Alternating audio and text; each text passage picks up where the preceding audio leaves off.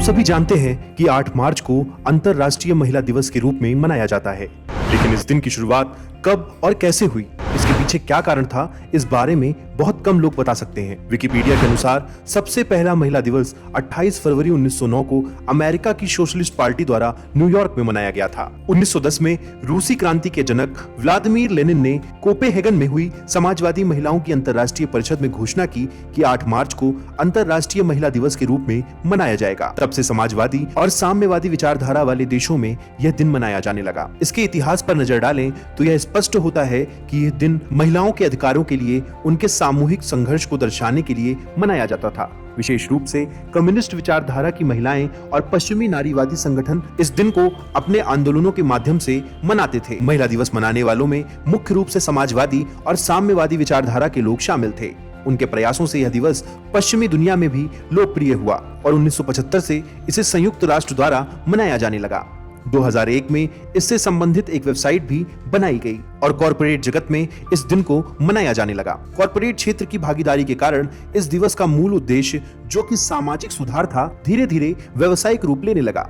जिस प्रकार mother's day और फादर्स डे का व्यवसायीकरण हुआ, उसी प्रकार इस दिन का भी व्यवसायीकरण हो गया। ये दिवस Afghanistan, Armenia, Azerbaijan, Belarus, Cambodia, चीन, Cuba, Georgia, Germany, Kazakhstan, Nepal, रूस, Tajikistan, Uganda, Ukraine, Uzbekistan, Zambia आदि देशों में सार्वजनिक अवकाश के रूप में मनाया जाता है। भारत में भी यह दिन मनाया जाने लगा, लेकिन क्या हमने कभी सोचा कि इसकी आवश्यकता वास्तव में है या नहीं? हमारे वेद उपनिषदों में महिलाओं को स्वतंत्रता और सम्मान दिया गया था।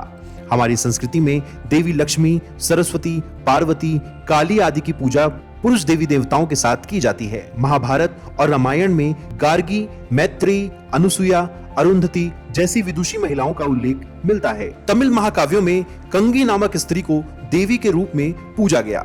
बौद्ध काल में भी महिलाएं भिक्षुणी बनकर आध्यात्मिक मार्ग पर आगे बढ़ीं। स्वतंत्रता के बाद भारतीय महिलाओं ने शिक्षा, राजनीति और समाज के हर क्षेत्र में सफलता प्राप्त की। हमारे देश में एक महिला प्रधानमंत्री और 2 महिला राष्ट्रपति भी हुई, जबकि अमेरिका, जिसने महिला अधिकारों के लिए बड़े आंदोलन किए, वहां आज तक कोई महिला राष्ट्रपति नहीं बनी। इससे यह स्पष्ट होता है कि भारतीय संस्कृति में महिला सशक्तिकरण की जड़ें बहुत गहरी हैं। आज के दौर में महिला दिवस मनाने का अर्थ केवल औपचारिक आयोजन तक सीमित हो गया है। वास्तविकता यह है कि जिन महिलाओं को सशक्त बनाने की आवश्यकता है, वे इस दिवस से वंचित रहती हैं। पश्चिमी विचारधारा का प्रभाव इतना बढ़ गया है कि कुछ महिलाएं ये भी नहीं समझ पाती कि उनके नाम पर उनका शोषण हो रहा है। माई बॉडी माई चॉइस के नाम पर महिलाओं को अशोभनीय और असुविधाजनक वस्त्र पहनने के लिए प्रेरित किया जाता है। सौंदर्य प्रसाधनों, फैशन और सोशल मीडिया के माध्यम से महिलाओं को आकर्षक और आत्मविश्वासी दिखने का दबाव डाला जाता है।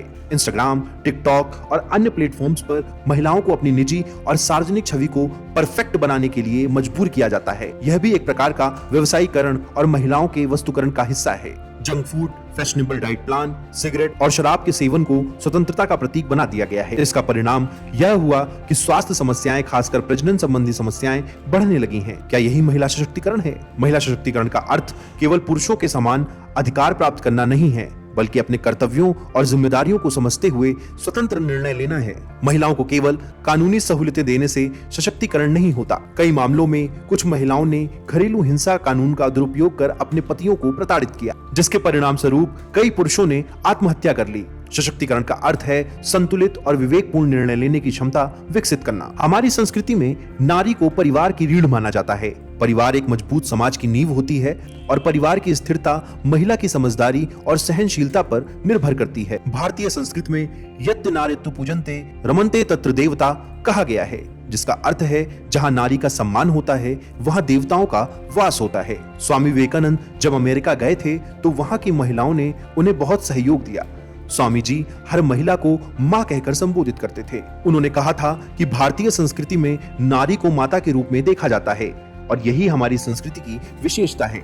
पश्चिमी देशों में मॉम या मम्मी शब्द में वह शक्ति नहीं है जो माँ शब्द में है। यही कारण है कि भारत में महिला दिवस मनाने की कोई आवश्यकता नहीं है, क्योंकि हमारी संस्कृति में नारी को हमेशा से सम्मान प्राप्त है। आज के समय में महिला दिवस केवल औपचारिकता और व्यावसायिक आयोजन बनकर रह गया है। क्या इस दिन से उन महिलाओं को कोई लाभ मिलता है जो वास्तव में संघर्ष कर रही हैं?